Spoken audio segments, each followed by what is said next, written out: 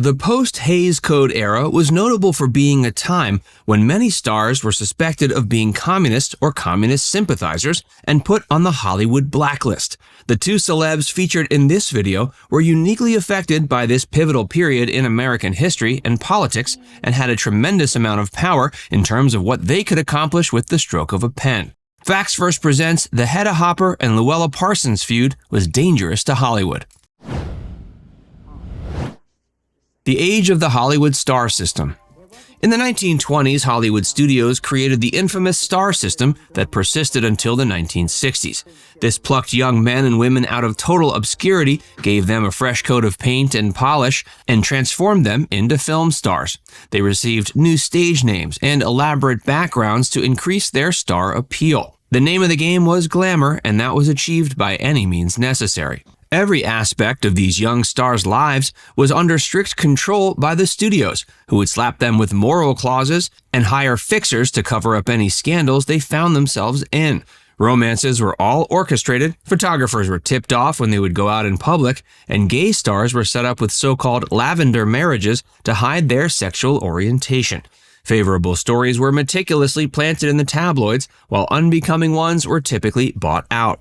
For the better part of 3 decades, two women were considered to be at the top of the Hollywood gossip machine. They had the ability to make or break the careers of just about anyone. Hedda Hopper and Louella Parsons, arch rivals. Hedda Hopper was an American actress who got her start as a chorus girl on the Broadway stage. In 1915, she began acting in silent films. She made her motion picture debut in 1916's The Battle of Hearts. Her follow-up role in Virtuous Wives established her as an actress who played high society women.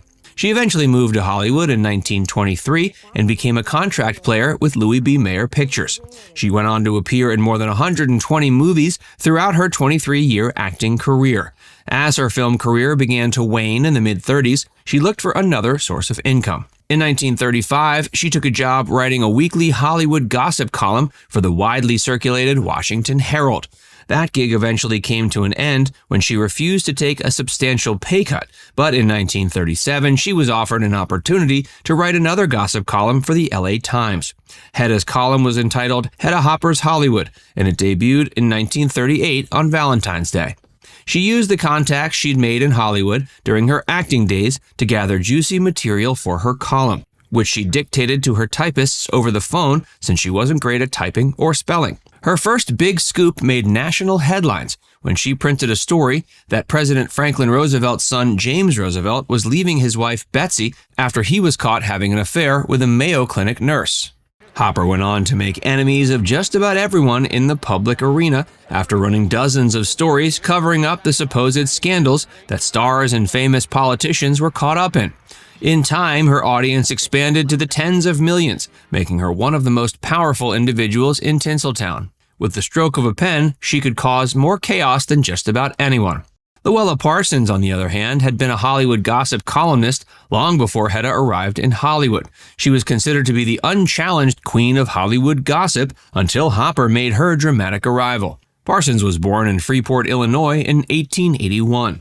She decided to become a reporter while she was still in high school. After graduating, she enrolled in a teacher's program at Dixon College.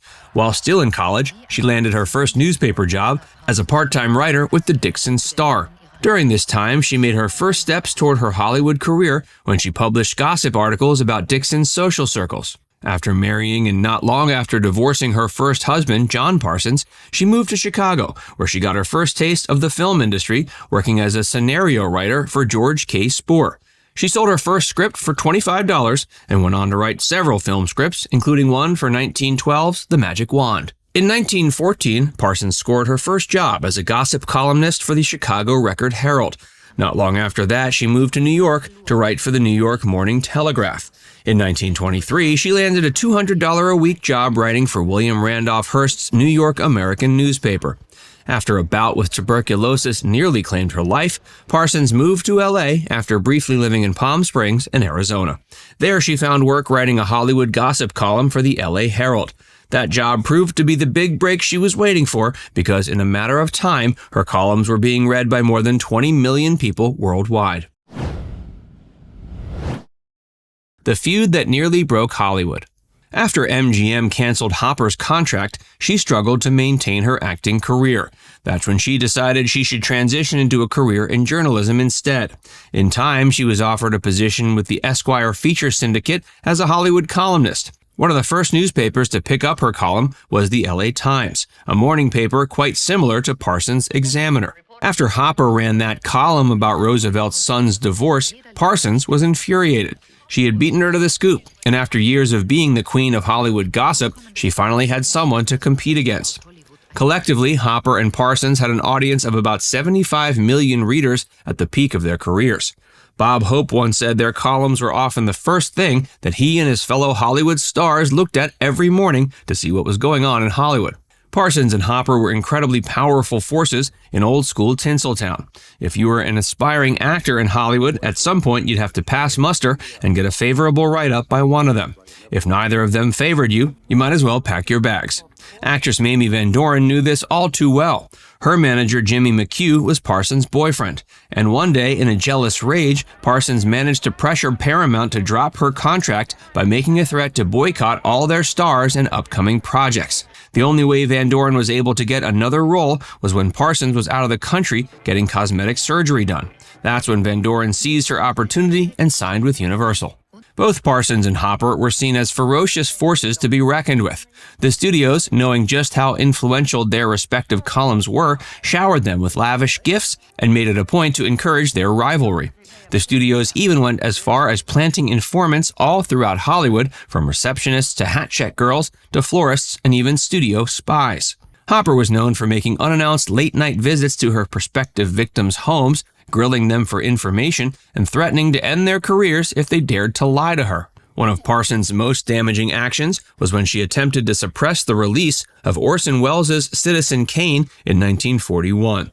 Since the film was a thinly veiled tale about her old boss, Hearst, she started labeling Welles as a closeted communist in her columns. Hearst apparently even ordered her to threaten to expose RKO Pictures, the studio that produced Citizen Kane, with stories about alleged misbehavior by the studio's execs. While Citizen Kane is widely regarded as being one of the greatest movies of all time, Welles' career never fully recovered. A similar scenario unfolded in the early 50s when the LA Examiner ran a front-page story right above Parsons' byline that read, "Ingrid Bergman baby due in 3 months at Rome." Hopper had been a very public supporter of Ingrid and believed her initial denial of being pregnant. She even ran a repudiation of the rumor. In the end, Bergman really was pregnant, and Hopper was made to look like a fool.